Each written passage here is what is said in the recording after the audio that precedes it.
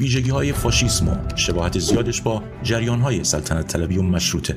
فاشیسم نوعی از سیستم فکری حکومتی است که بر خودکفا بودن ملی، اتحاد و یکپارچگی اجتماعی و قدرت قوی مرکزی یا اقتدار تأکید می‌کند و معمولاً با نژاد پرستی، سرکوب دموکراسی و سیاست استبدادی همراه است. اما معنای دقیق آن بسته به زمینه و خاستگاه قابل تغییر است و دارای ویژگی‌ها و تفاوت‌های خاص خود هستند. از این رو این توصیف ممکن است در بعضی موارد مورد بحث قرار گیرد، اما همگی دارای عناصر پایه‌ای و مشترک از پارامترهای فاشیسم هستند که تغییر ناپذیر است، یعنی قدرت مطلق، تکفکری و ملیگرایی افراطی.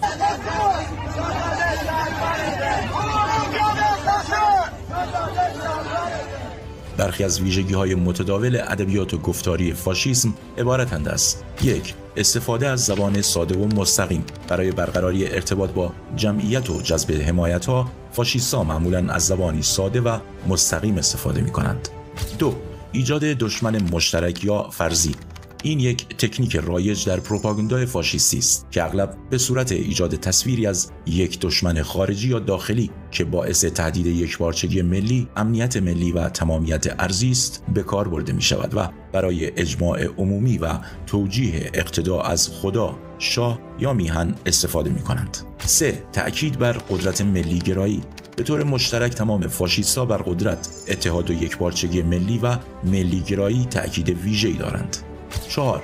تکفکری. فاشیست‌ها اغلب از زبانی استفاده می‌کنند که تکفکری را ترویج می‌کنند و هر گونه اختلاف نظر یا انتقاد را رد می‌کنند.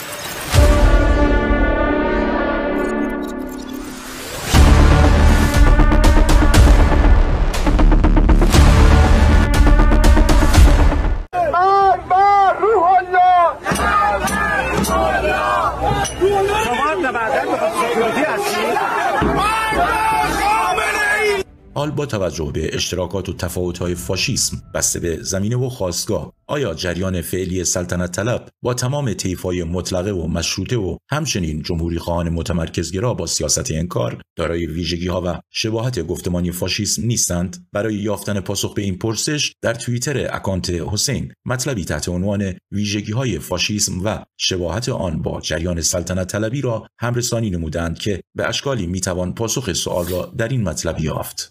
ویژگی‌های فاشیسم و شباهت زیادش با جریان فعلی سلطنت طلبی، واقعی و سایبری. 1. ملیگرایی افراطی و شونیسم و تعصب زیاد بر نمادها. ایران شهری، بازگشت به تمدن 2500 ساله، حمله به بقیه با بهانه قرار دادن پرچم شیر و خورشید. 2. دشمن تراشی و دشمن هراسی، 57 چپول، تجزیه طلب و خیلی چیزای دیگه.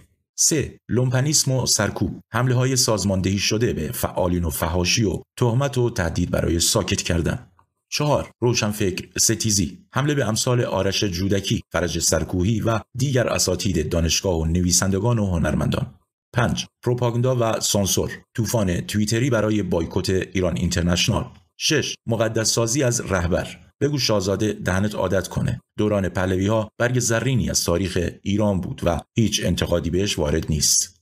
7. نگاه مرد سالارانه و مبتنی بر تبعیض جنسیتی، تأکید بر مرد میهن آبادی و تأکید بر انقلاب ملی به جای انقلاب زن زندگی آزادی، توجیه تعرض جنسی، فحش‌های جنسی، هوموفوبیا، کم اهمیت انگاشتن مبارزه با حجاب اجباری.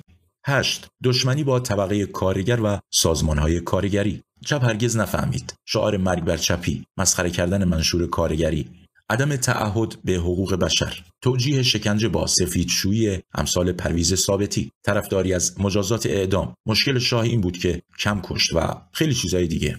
اما راه مقابله با فاشیسم و جلوگیری از بازتولید دیکتاتوری و استبداد در آینده سیاسی ایران چیست؟ دکتر ناصر باباخانی در توییتی به تاریخ 29 می 2023 چنین راه حلی برای مقابله با گفتمان فاشیستی و ایجاد مانع در بازتولید تمامیت خواهی را پیشنهاد می‌کنند. گفتمان مشترک و فراگیر ملت‌های ساکن ایران در مقابل استبداد و دیکتاتوری تنها راه رسیدن به سروری سیاسی این مردمان است. طبیعی است جریانات مختلف فاشیستی در صدد ایجاد شکاف در میان ملت‌ها باشند، اما پذیرفتن تفاوت‌ها و داشتن انعطاف توسط همین ملت‌ها می‌تواند تیر جریانات تمامیت‌خواه را به سنگ بزند. فرید اکرادی در مقاله‌ای تحت عنوان تفکرات فاشیسم و تعریف آن در تاریخ 100 ساله ایران در دو دوره سلطنت پهلوی و حکومت جمهوری اسلامی به اشتراک ادبیات گفتمانی فاشیست اشاره می‌کند. همگی آنان در ادبیات گفتاری یا همان شیوه زبانی و روش‌های بیانی برای جذب حد اکثری توده‌های سرگردان و آشفته و ناپرسشگر اشتراک گفتاری دارند. به عبارتی با استفاده از افسانه‌ها و نمادهای ملی مبهم، پروپاگاندا و قدرت پیشوا یا رهبر و بیان عمومی از طریق تحریک احساسات توده‌ها سعی در تحمیق و جذب حد اکثری دارند.